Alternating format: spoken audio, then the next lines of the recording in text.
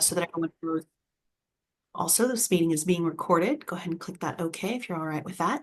So our agenda today, we're going to do some introductions and then we'll do a review of the structure and agreements of this work group for those who are new today so that everyone kind of knows how we run these meetings and what to expect.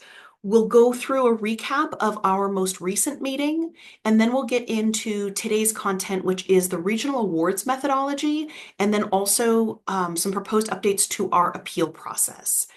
And so there's a little note there at the bottom of the screen. I'm not sure if everyone's already had a chance to update. So those who are either YDD staff or YDC members are labeled YDO for Youth Development Oregon.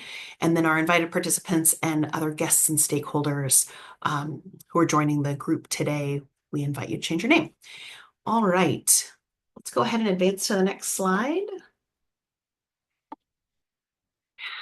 Let's run through the staff really quickly, and then we'll have everyone else who is attending also do an introduction. So just for the staff, let's just say our quick name and title, and then we can get to the rest of the guests. So again, I'm Sally Deck. I'm a grant manager. And Paul, I'm going to bounce it back to you just for a second so you can introduce yourself for the rest of the staff. Sounds good. Thanks, Sally. I forgot to introduce myself at the beginning. Paul Sell, Associate Director here at Youth Development Oregon, and I'll pass it to Abe.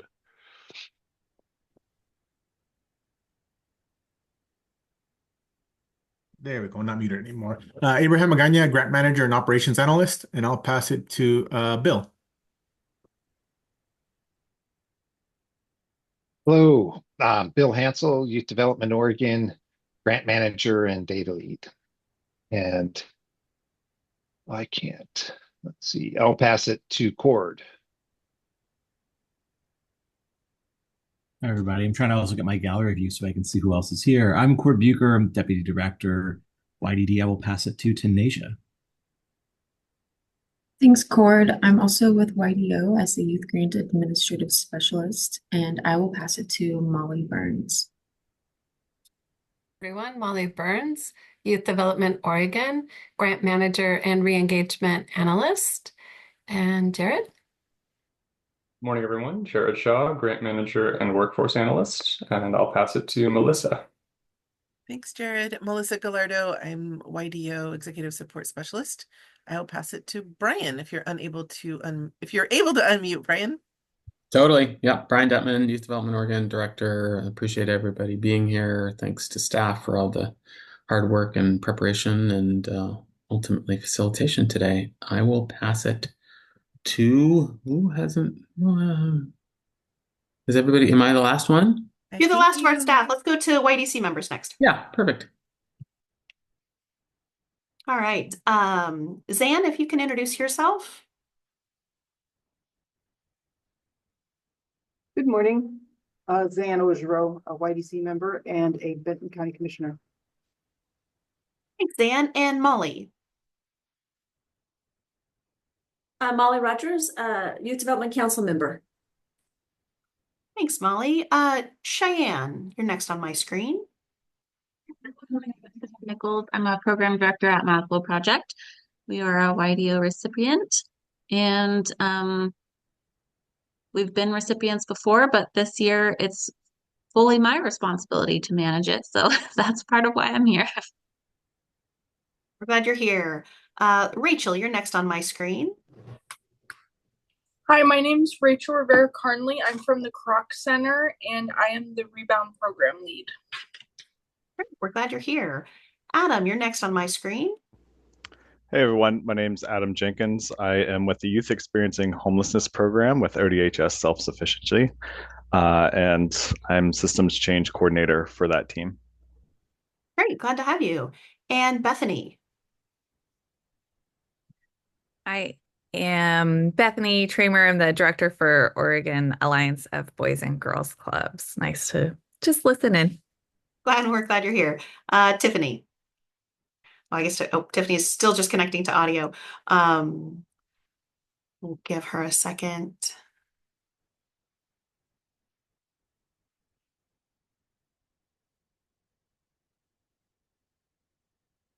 All right, Tiffany, if you are connected to audio, we're just running through introductions.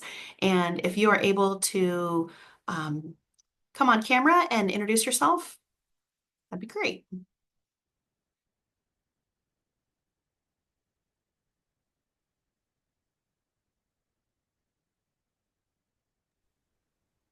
So it looks like we might have a second Tiffany. So Yeah, maybe it she looks has like two she's maybe accounts trying to going on. connect Yeah. like one device with audio and one with camera, maybe. Let's go Looks ahead like and we give might her a be sec. connected. Let's go ahead and give her a second instead of putting her on the spot right as she's trying to join the meeting. Sounds good. So if everyone can also just drop a note in the chat with your name, your organization, and your job title, that is a great help and an opportunity for you to put all the details. I just saw Adams. That is a great amount of detail that I think would have been difficult for any of us to catch during the introduction. So we appreciate that. And then Melissa, can you go to the next slide? All right, so just as kind of an overview, the structure of this work group is that we have this as a recurring touch point for our Youth Development Council and also other stakeholders to be able to learn about and really have conversation around the components, the process, and the details that we're working out for our 2025 to 2027 Youth Grants RFA. This is a non-binding dialogue, and our intent is to collect information, to share where we are with this timeline, and with where we are in moving things forward. And one of our very big goals is to have increased transparency around our funding, as well as the scope of our grants and the development of our RFAs. Does anybody have any questions on that part? All right, let's go to the next slide. So the agreements that we have that we formed in the first of these meetings is that we agree to keep our discussion and our sharing to the current agenda item. So I'll go through a recap of what we talked about last time, and then I'll also direct you to where the prior recordings are and the slide decks that will go into far more detail about each one of the sessions that we've had. What we use to guide our discussions is our continuous improvement areas, and then also our YDO equity lens. And if you would like to follow that link, that'll be available to you as well for you to learn more about our equity lens and how we use that to guide all of our activity. We give YDC members priority during the discussions, as well as those who we have specifically invited to come to the conversation. And that can be folks who we know have specific expertise, would be something like the Department of Justice or folks like that. We utilize the chat and reaction functions to be able to share ideas and stay engaged in the conversation. We remain muted until we're called upon by the facilitator, and we turn on our camera when we're speaking. We also stay committed to our allotted time, and that's basically, in a nutshell, what we're doing to ensure that we stay within our timeline to get all of the RFA work done that we need to get done. And so we ask that you stay committed to that time as well, and we will not hold you over our allotted time for this meeting. Any questions on that part?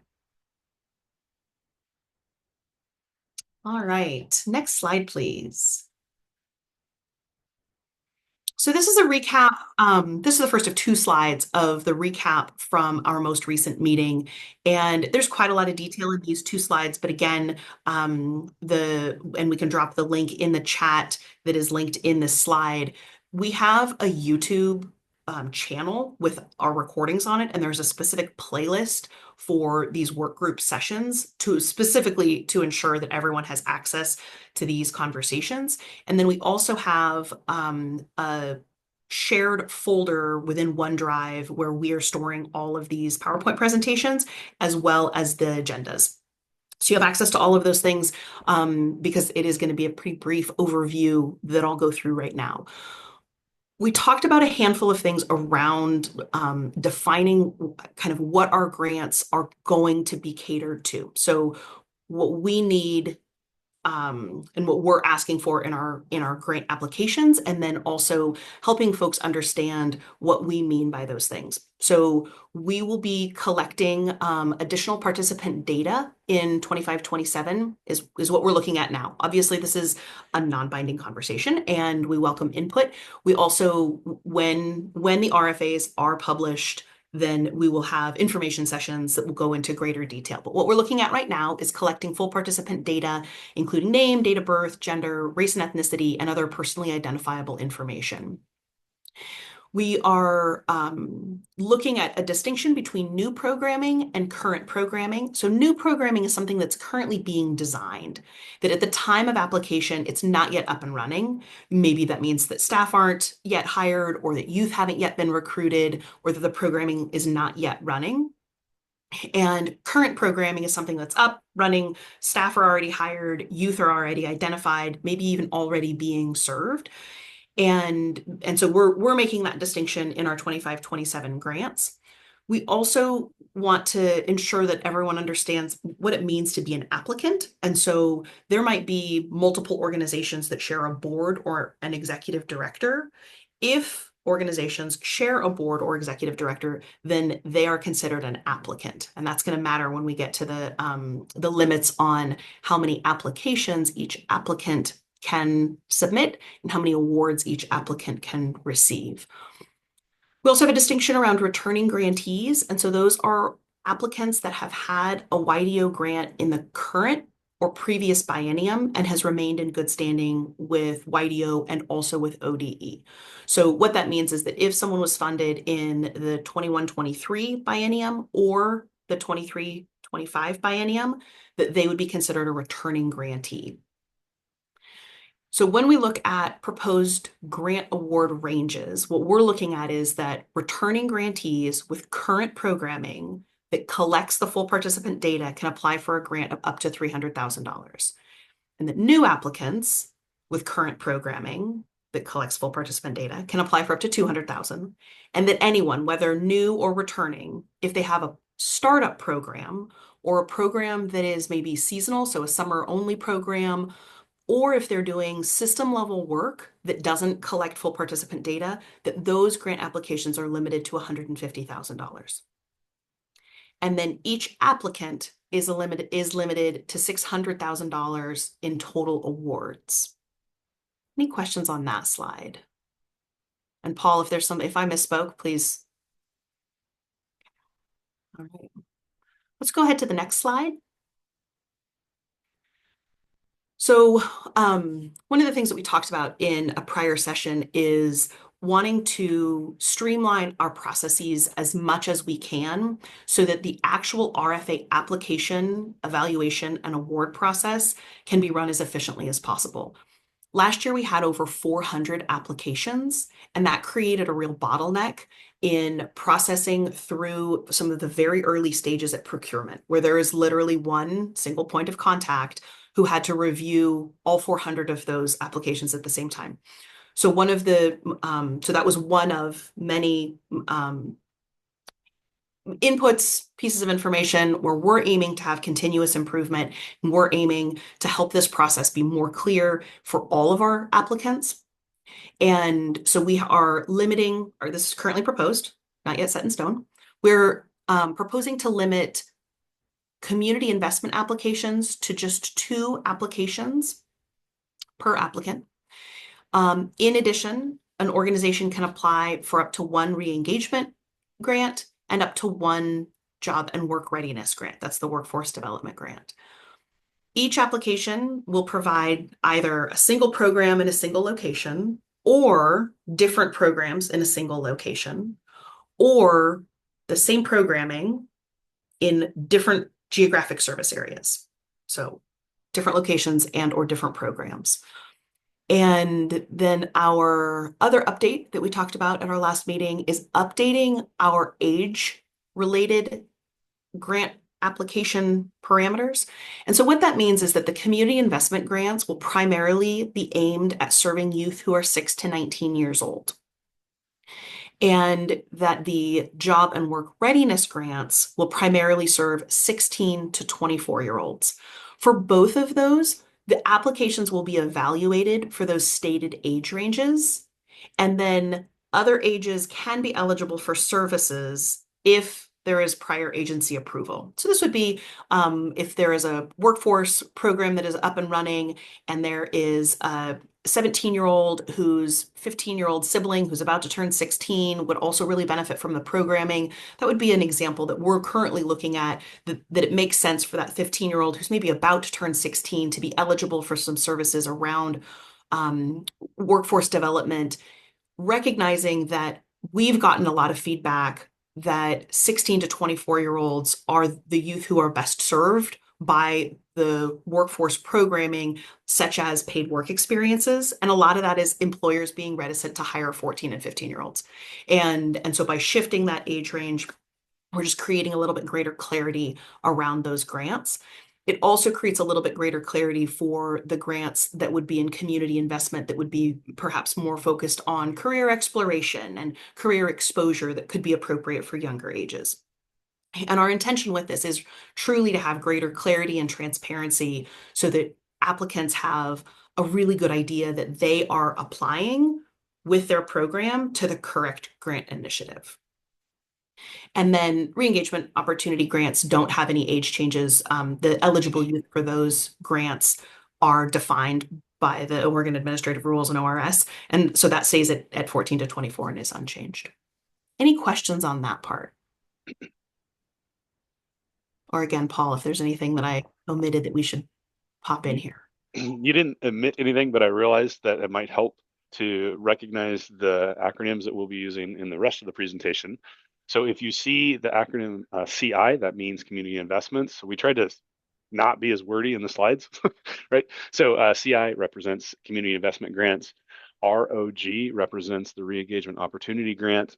And the new acronym that you'll see is JWR, which is the Job Workforce Readiness Grant, or what we've used in previous presentations of our workforce development grants. So we specifically named it last time of the Job and Work Readiness, and we'll use the acronym JWR to represent that. Any other questions? And I noticed we never put a question slide after this summary slide, so I don't know. We keep improving the slide deck, right? Exactly. Right. I don't see anybody raising their hand. Do you? I don't. I do see that two folks have joined who didn't have an opportunity to do an introduction. Awesome. I'd love to open it first to Tiffany and then to Denise, just to come on camera, say hello, and your name and kind of what your relationship is to this work group. I can go. Yeah, go ahead. I think that Tiffany is having connectivity issues today. It's just her name's popped on and off. So okay. Denise. Hi, everyone. I'm Denise Baldwin, and I am representing Life to Launch. We are a new emerging organization. We're a social enterprise. Both have nonprofit status and also an LLC around workforce. So creating, we have been working on ambassador programs to really shift different narratives and around life launching, all driven by Gen Z. So we are part of the workforce conference. We were there and we launched last year. And we're working in High Desert Partnership out in Burns, in SOWEB. We're working up in Cairo, some of the nonprofits here in Portland doing some pilot projects on holistic life launching work. So I'm super excited. Yeah, super excellent. excited. If you can just drop your name, your organization in the chat, then that would be great. And oh yeah, Melissa just put some information in the chat. We also have a naming process essentially. And so if you can go in and change your name in Zoom to add GS before your name, then that helps us and helps others identify your relationship. The YDO acronym is for those of us who are staff or members of the Youth Development Council. So welcome. We are glad that you're here. And Paul, I will pass it to you for the next slide. Absolutely. So Melissa, thank you for keeping up on the chat. That's not something I don't think I can do and talk at the same time. So appreciate you doing that. So obviously we had two topics on the agenda to kind of bring forth. The first is our regional awards methodology. This is something, if you've been a part of Youth Development Oregon grants over the past couple bienniums, you've seen this work. This map probably looks relatively familiar, but just kind of laying the groundwork of why we use it. So we want to continue the regional distribution of awards. We've seen an increased distribution of those awards across the state into the 11 regions. And so we want to continue that work within our grants. And so you will see this map as part of our ranking and awarding system. The other piece is to create regionally specific comparisons of applications. And so we'll go into what that looks like specifically on it. But the idea is that if you are applying from a smaller community or smaller region across the state, we want to at least initially look at how you're being compared against other folks in the state and award based on the location you are in a region. In the next slide, we'll go in a bit more detail to what that looks like. And so the methodology or the method around that is that we will award the top regional applications prior to the statewide ranking of it. So in the competitive process, obviously we have to rank based on your evaluation scores. And so that initial award goes to each of these regions. Again, a little bit more detail on the next slide with what that looks like. We also will, it'll mirror the regional award process as utilized during the 21-23 and the 23-25 RFA processes that you've seen in the past. And the map that you see on the screen is regional solutions map. And Melissa, I did learn, so I'm going to try to do this and talk at the same time. I did learn that we put the wrong one in the notes. So in the chat, if you want to look closer at what the regional solutions map is, I am posting the link to Oregon's Regional Solutions, which is out of the governor's office, and it has more detail in terms of what that is versus just this black and white map you see on the screen. This is what is published in the RFA. Next slide, please. So, Melissa, you want to bump it to the next slide, please? There we go. So what the regional awards look like is that we will plan on awarding a minimum of one possible regional grant award in each of the 11 regions. And you can see that tiny map there on the left-hand side for each of our RFAs. That's community investment, the re-engagement opportunity grant, and the job and career readiness. I'm still working on learning that acronym off the top of my head, Sally. But the reason it's possible is that there may be some some regions that we don't receive an application in for some of these RFAs. And so obviously we wouldn't award in that region based on that. But again, it's just that's that top ranking, top score at each of those regions that would receive that. There is a limit of one regional award per applicant, excuse me. So if an applicant is awarded a regional award, for example, in the re-engagement opportunity grant, their subsequent applications, if they can continue to apply, would be in the statewide ranking awarding process that's outlined in the RFA. And then lastly, an application needs to meet an agency established minimum score, which will be part of the RFA process. That'll be defined prior to the RFA being published. But those are the ideas around regional awards, fairly consistent with it. And the reason we're also saying minimum is that we are looking at what the impact would be as if we increased it up to 2 regional awards. But again, that could be a significant impact. So just as an example, with 11 regions and those 3 RFAs, that would be 33 of the awards. That if we had applications in all of those regions of separate applicants. And so looking at what that looks like when we get to that statewide ranking as part of the awarding process. So I'll pause there. Not sure, and Melissa, you can go bump to the next question or next slide, not next question. This is just opening up for discussion. So if people have ideas or thoughts around our agency's use of regional awards, and then also the regional award limits is where we'd like to open up the floor for thoughts or insight from the group. You can just raise your hand, or you also can just come on screen and unmute where we can see, I think we can see everybody. I'm assuming I can see everybody on there. So I see Bethany, you just came on. Did you have a thought or something to add? I do have a question. If there was an organization that represented multiple regions in one application, how would that be administered within this? That is a great question. And I just noted that I also didn't say how you get assigned to these regions. You are assigned to these regions based on your business address, and there is a request to change process outlined in the RFA that we've used over the last couple bienniums that you can say, yes, the services is in this location, which is a different region, and apply. If you are an organization that serves across the state, it would go to the applicant's business address, I believe is how we did it the last time.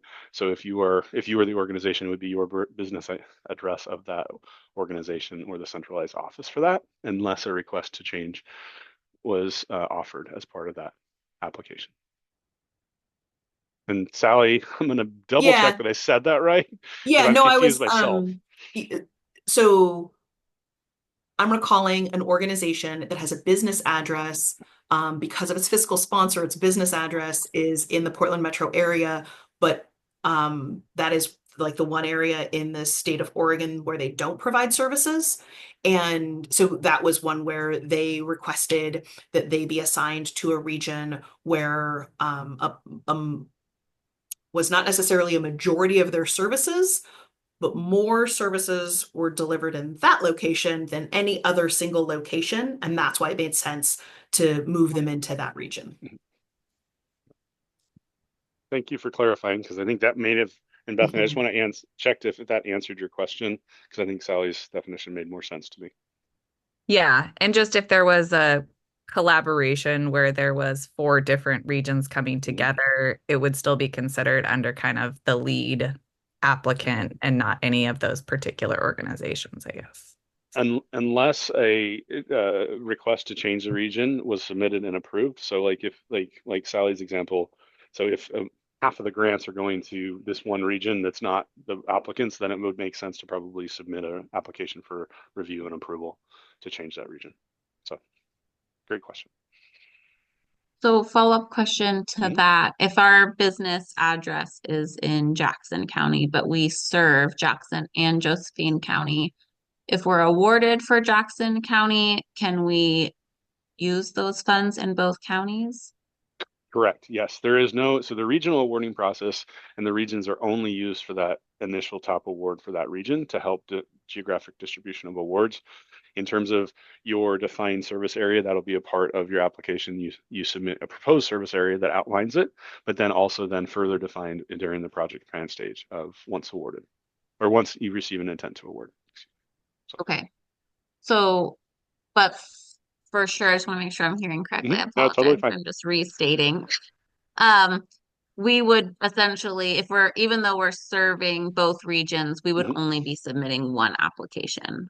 Correct. Okay. It would be based off of your business address of the organization. Sure. Okay. Thank you. Super helpful. Awesome. These are always questions around the regions that we get in the information session too. So definitely check on the Q&A once these are officially published, because we will have those statements as well. All right. Other questions or thoughts? Cord, it looked like you might have had something. Yeah, I feel like this has often been a sort of a slightly confusing thing, particularly as we have organizations that are in multiple regions. And I think that like kind of a good thing to sort of state as a starting point is that like most applicants are not in multiple regions. So this is kind of built for the status quo of an organization that has one location and is serving youth in one community in one spot. We recognize that there are organizations that are doing services in multiple places. And so we have this process where you can essentially say, this is the region I think we should be in. But you have to pick one. We don't have a separate category for regionless.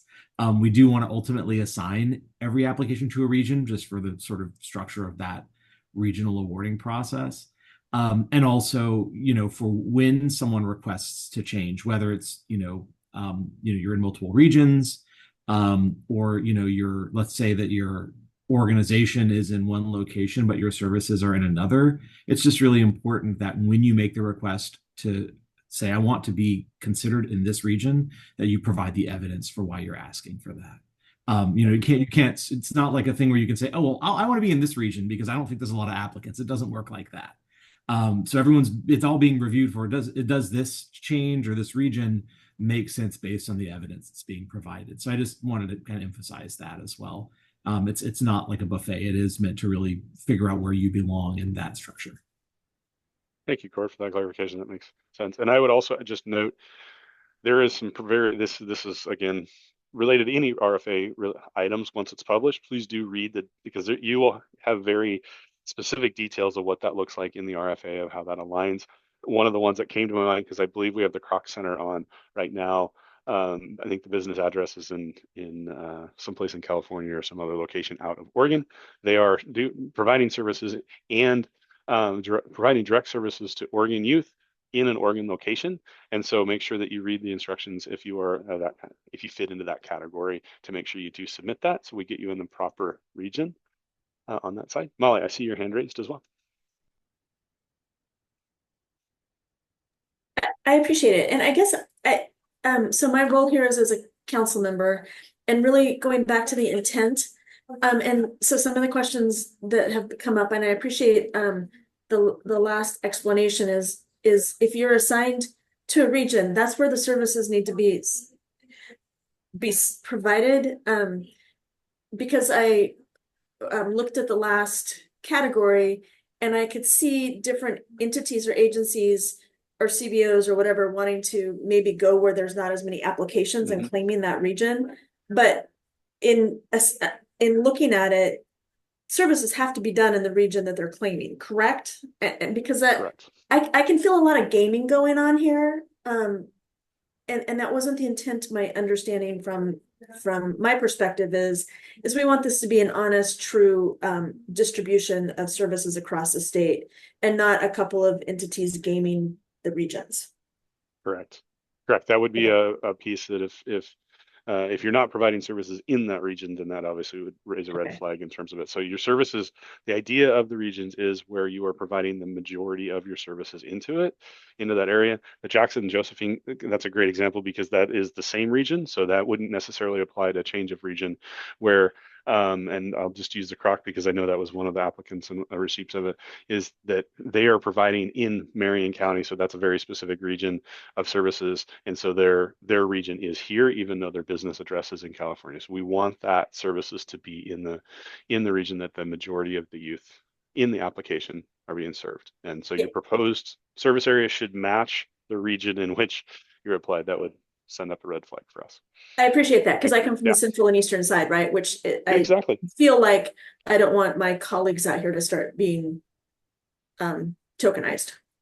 Totally agree. Appreciate that that clarification. All right. Other questions about the regional awards? Again, it's seeming to be a fairly successful process for us to distribute awards statewide on that. All right.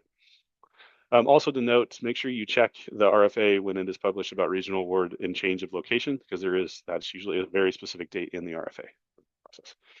All right, bumping to the next slide, please, Melissa. We'll jump into the second topic, which is the protest submission process, or the protest process as part of the RFA. And just fair warning, this does go into quite a bit of detail because this is a pretty specific, detailed process that we are proposing some pretty significant changes in to help clarify that. So just to start, and if you've joined us before in these work groups, you've seen this slide, similar slides to this.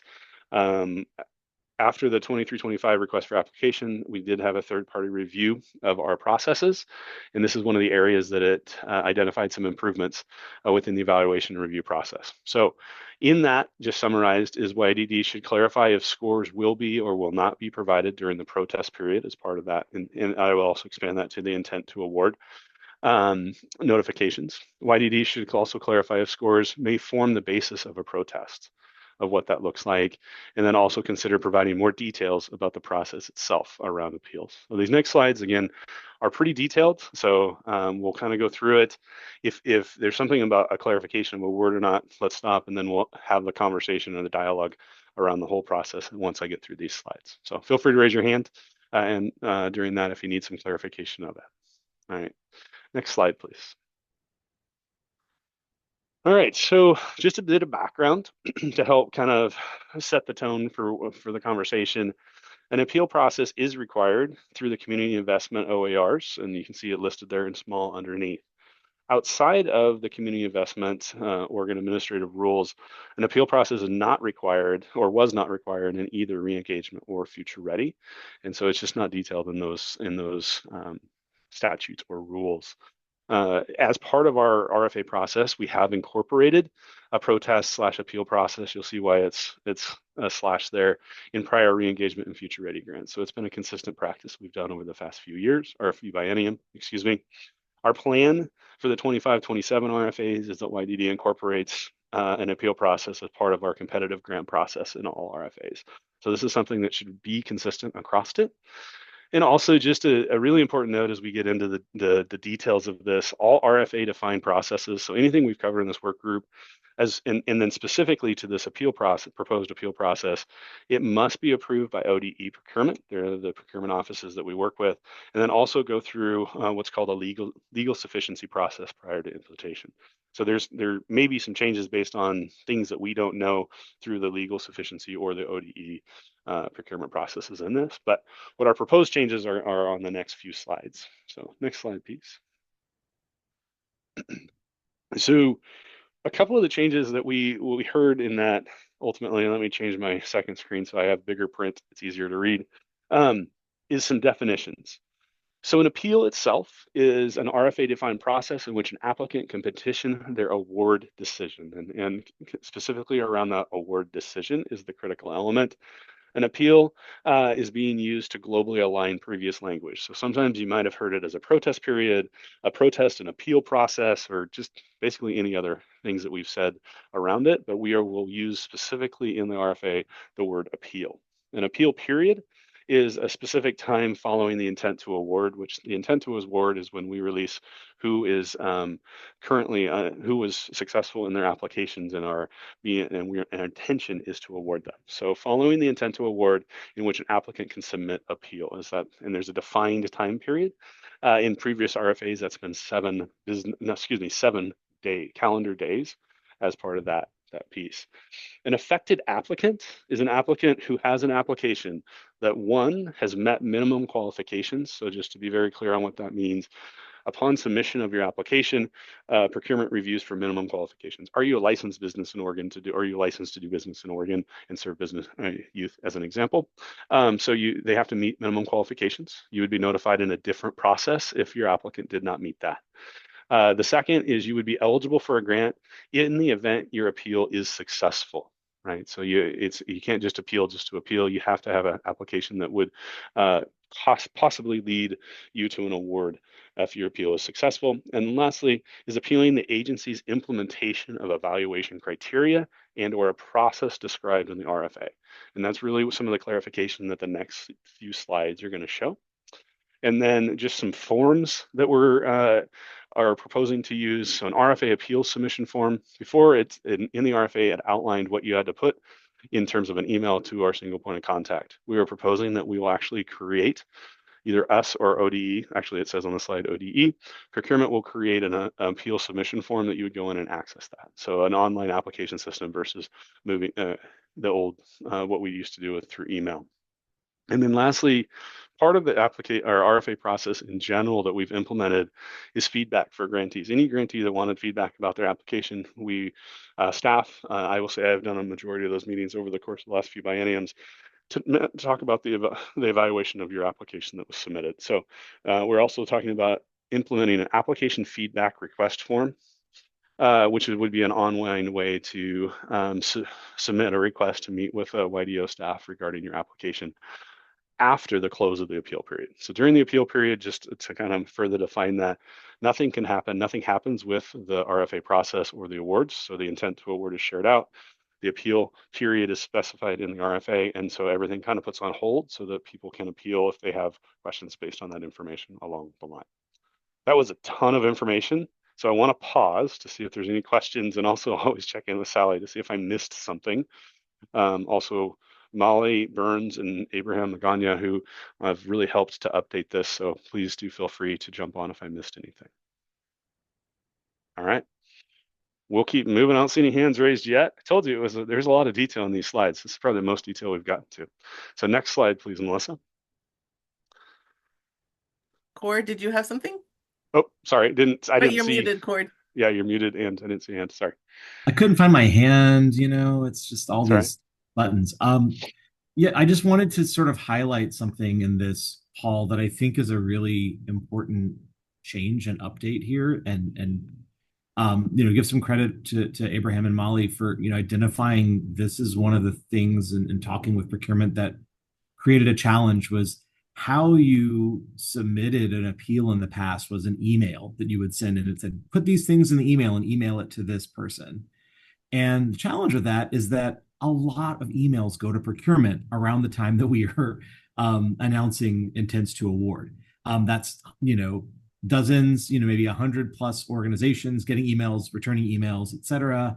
Plus, the person in procurement doing this could have other work to do. And so tracking those appeals, particularly when it's time sensitive, is something that we really wanted to find a solution for. And so this form does two things. It allows us to track. So if you submit an appeal, it's tracked. The other thing the form will do is provide clarity on these are the things that you can appeal and capture the information about what the appeal is. And so I just feel like that's a really important improvement we're proposing to make. The application feedback is an additional thing. So I think some folks have wondered, like, how do I just get my scores? I don't necessarily want to appeal. I don't think you guys did anything wrong. I just want to know what the reviewers thought. And so, getting that feedback and making it clear how you do that, and it's not the same as an appeal, is also something we wanted to do. And so creating another form where, again, we can track those, because that's not going to be something we can get to right away, but we make sure we don't lose anybody who is asking for that feedback. So I just wanted to I think those are both worth unpacking because I think that they are improvements. And Court, I appreciate that. That's a very good clarification of the emails. And so, for example, even the application feedback used to be an email sent directly to me, and then between myself and Taneja, we'd schedule it. That got heavy, and it was hard to make sure that we were timely on it. So we want to try to clarify that process. Abe, did you have anything you want to add to some of those definitions or clarity to it? I point at you like we're in the same room, but I was pointing at you. No, nothing really to add. I think it's just trying to be as supportive, I think, of providing assistance, specifically around the feedback. I think a lot of times that's what's being requested. They want to see the scores and say, is there anywhere where I could improve or you think I could improve? And I think for a lot of applicants who may have not been successful, it's been really kind of helpful for them to better understand perhaps why something was scored, or at least give you an idea, right? Awesome. Thanks, Abe. Appreciate that. All right, so Melissa, I think we're ready to go to the next slide.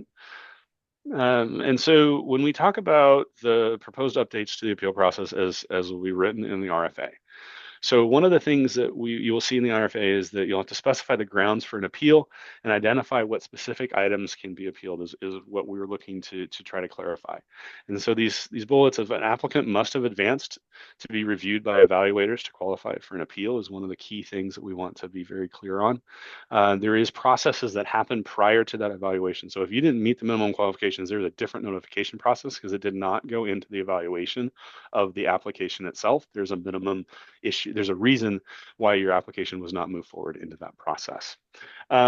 Appeals. So one of the examples might be that you have 3 applications, right? You submitted 3 applications for some reason, right? That would be a reason why that application wouldn't move forward. Appeals can only pertain to RFA processes and not an evaluator's score. And what that means is an evaluator score is they're being entrusted to utilize the rubric and apply it through their lens of reading that application. And so an evaluator score isn't appealable, but all of the processes leading to it. So items such as evaluation assignment, the score calculations, the ranking of applicants are RFA processes. And those are very clearly defined within the RFA, but then further defined through some of the internal process details that we provide as part of our teamwork. The second is outline the use of an online RFA appeal form. Again, Cord kind of clarified some of that, which I think is really important for submission of appeal that will be shared with the intent to award notification. And so the intent to award notification goes out to all applicants that were evaluated, as well as posted publicly on our website, and to get out to as many people as possible about what that RFA intent to award notification looks like. And so that would be a link or some information on how to appeal that would be provided in that. The third is to provide total score and rankings listed by SurveyMonkey Apply ID number, and SurveyMonkey Apply is the online application system we use to manage these currently. again, that may be something that changes over the course of different bienniums, but there's a number associated with the application, and that will be released to all evaluated applicants at the release of the intent to award. And just a note of what total score. So we'll have multiple reviewers randomly review each application. And so that total score is that combined, how it's outlined in the RFA. The individual scores in the comments would be released through that application feedback request form. That wouldn't be part of it because it's not appealable. So that would be stuff that would be released after the appeal process closes. And so that fourth bullet, YDO is going to create an application feedback request form, and follow-up process is separate from that appeal process. Just to make it very clear, we've met with a lot of organizations over the bienniums, but we want to just be very clear that we are open and willing and want to meet with organizations that are interested in that work. All right, questions on this slide or checking with the rest of the crew? This has been a big lift by many of our teammates in this process. So I just want to see if I missed anything or additional clarification. Abe. Just want to also to add, this has been, and you mentioned also before, but reiterate, we've been in conversations back and forth with procurement and contracts on this process, as they're going to be instrumental in helping manage this process. Just wanted to put that out there. Yeah, I appreciate that. And just a point of clarification that our single point of contact is the one that oversees the appeals process through ODE procurement. And then there's a team that works to manage those appeals behind the scenes. All right, thanks, Ed. Appreciate that comment. Other questions? All right, so I covered a little bit of this next slide. So Melissa, if you want to bump to the next slide, and then we'll open it up for discussion. So the intent to award list, and just a little bit more about what that looks like, is proposed to be emailed to all applicants by ODE procurement. So any applicant that was evaluated receive this list of intent to awardees, both awarded and then those were less successful in that application process, as well as posted on the YDO website. And that intent to award notification will include the regional awards and all rankings as applicable, right? So like if there isn't a regional award in one zone, then obviously that would not be applicable. Total scores of all applications, so it'll be listed by the score.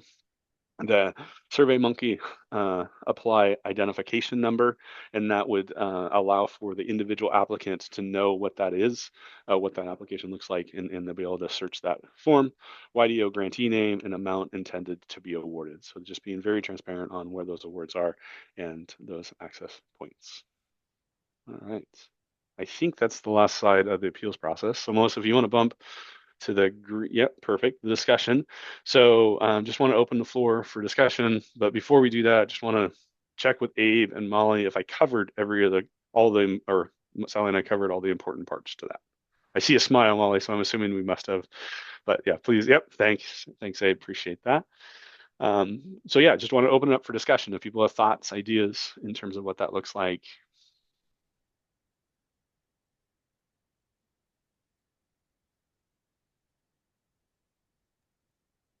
While folks are forming, yeah, thanks, Sally. Go ahead. I was just going to say that while folks are forming their thoughts and their questions, one of the things that came to mind as we were talking about the post-application review process, that until the RFA is officially open, we are approachable. We are happy to answer any questions you might have about your application. When the RFAs, so we are intending to have information sessions and ongoing conversations with folks in the community and absolutely answer email questions that folks have just on a one-off basis prior to the RFAs opening. And then once the RFAs open, we're limited in the contact that we can have, and there's that single point of contact within procurement, but that we still are pushing information in the form of info sessions so that folks have as much information as possible about what each grant initiative is aiming to fund, how best to write an application, what the evaluation questions will be. That all gets included in the RFA so that folks know as much as possible going into the application process what we are hoping to fund and what the applications will be evaluated on. So I just want to really encourage folks to approach us with questions early in the process, to learn how their programs might be best, how the stories might best be told about the programs that they have so that they have the most competitive application for their program. So that's all I wanted to add. Looks like Zan has a question.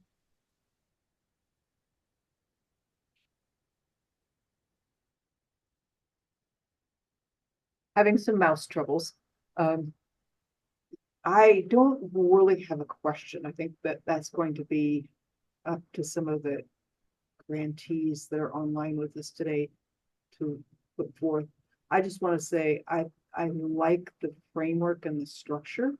I think it's very clear and logical. And I like the definition of, and clarity about what can be appealed. And it's the process that is appealable, not any individual evaluation. So that's great. I think that the other piece that goes along with this, of course, is training of evaluators. So that's I think a separate topic, but one that we have to also address clearly. Appreciate that, Zan. Yes, I think that's what we're finding is we've kind of broken these the work groups, but also then just the RFA processes into individual tasks. As we find ourselves in that same conversation of like, this affects this and this affects. So yes, I think that's a really good point that we're trying to be very cognizant of on that side, especially as we move into the writing of the RFAs, because we're kind of getting to that stage of we've got the big stuff covered, and then start defining that more. So appreciate that. Let's see, Molly. I appreciate Zan's comments. I really resonate with that. I think one of the pieces, the appeal background and the OARs, it's been a while since I've looked at the OARs, but really looking at the OARs with the lens of, is this clear? And almost going through and just taking a fine-tooth comb to make sure the OARs are written, the OARs are written clearly, and making sure that not only the appeal process, I like the framework, I like all of that, but making sure that the language backing up the appeal process is also very clear. Well noted. Appreciate that. I see Abe writing a note too, because he oversees a lot of our CI stuff. So I think that's important to note that we will for sure do that. And Zan, I think your hand is still raised, but I just want to double check. All right, perfect. I saw it disappear, so I'm assuming that was all right. Any other questions or thoughts around this process? Open it up to the team as well. Cord, I don't know if you have any thoughts. I know you've helped with this a lot. Sure. And I think, Molly, you bring up a great point. One of the things that had come up when we initially talked to procurement about this is that, stepping way back, there are actually no statutes related to grants in state law. It's all about contracts. There is a group working on some proposals for how to improve grant making by the state, and that's one of the suggestions, is to ultimately look at the law and clarify grants from contracts. But right now, there isn't much.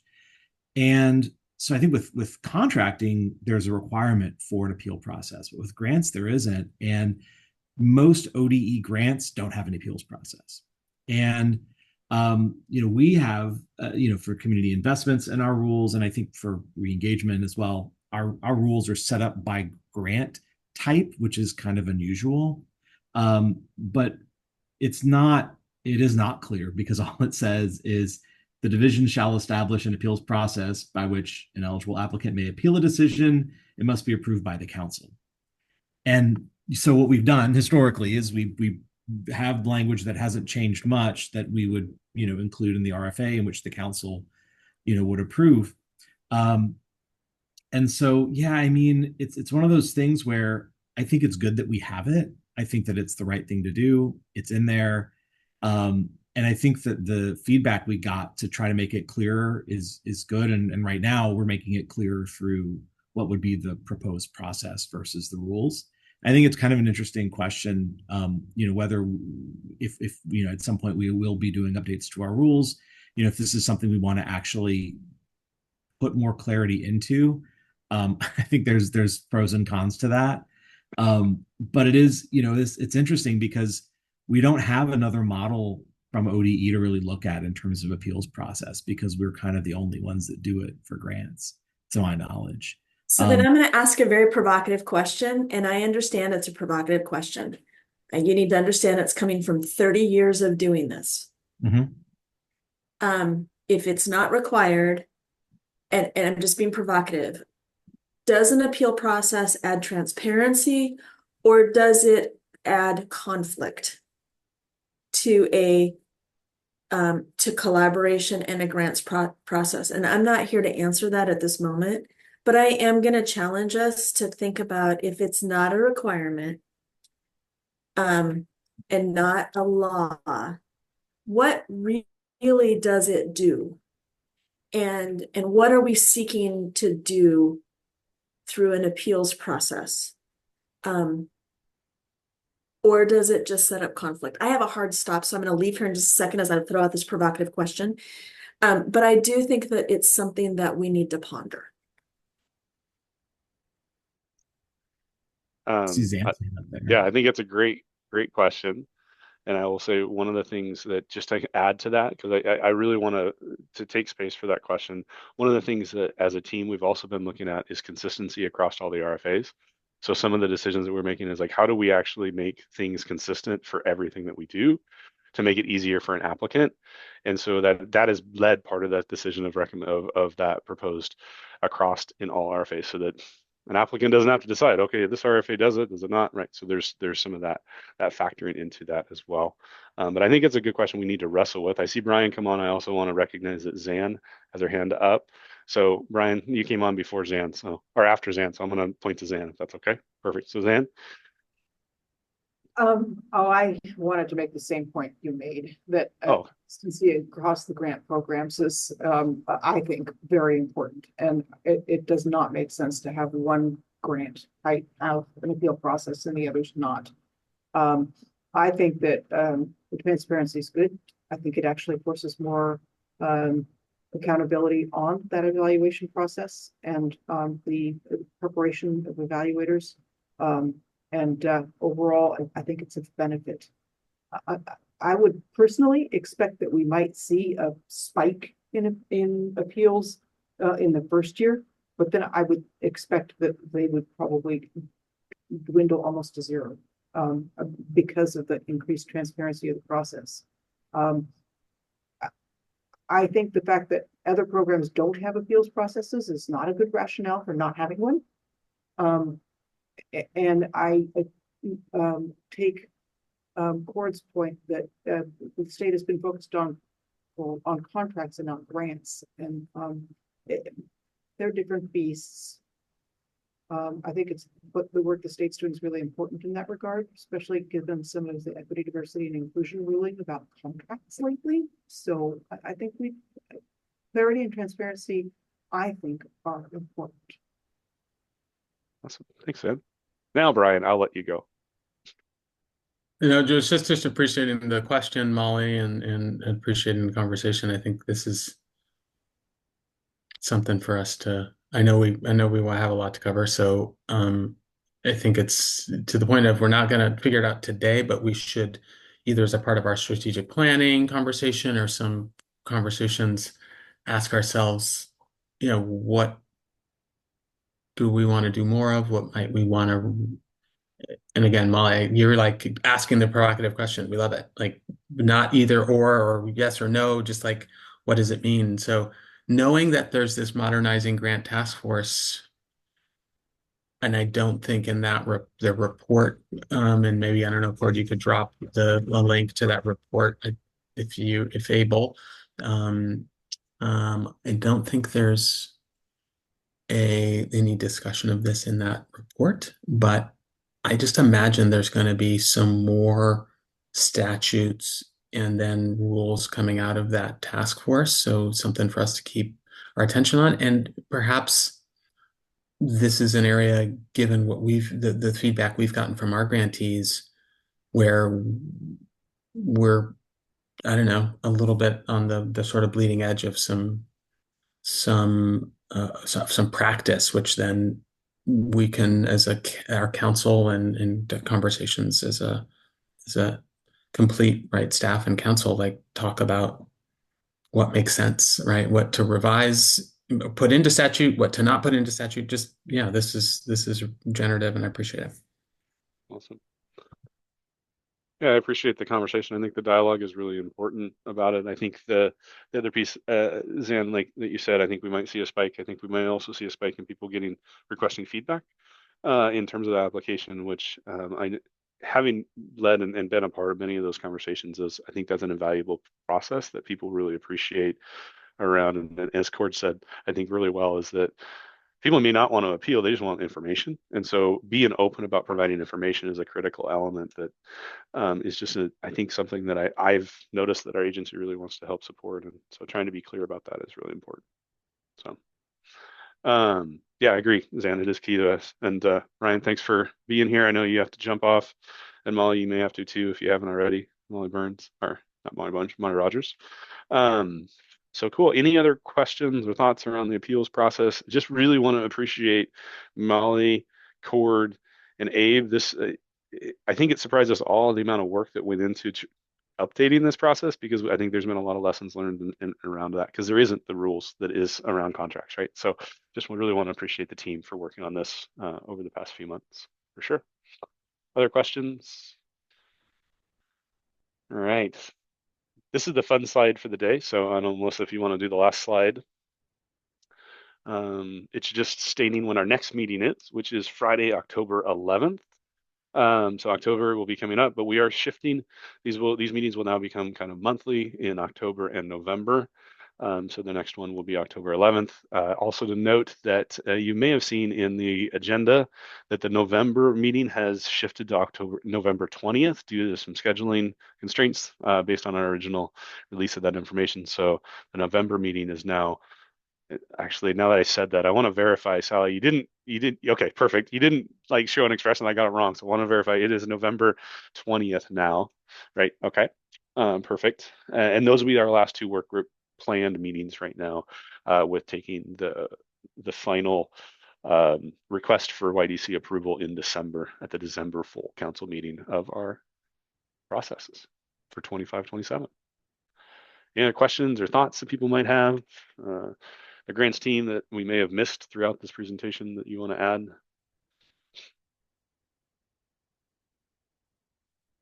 All right. Awesome. Well, thank you everybody for joining. Appreciate it. And we will see you next time on October 11th.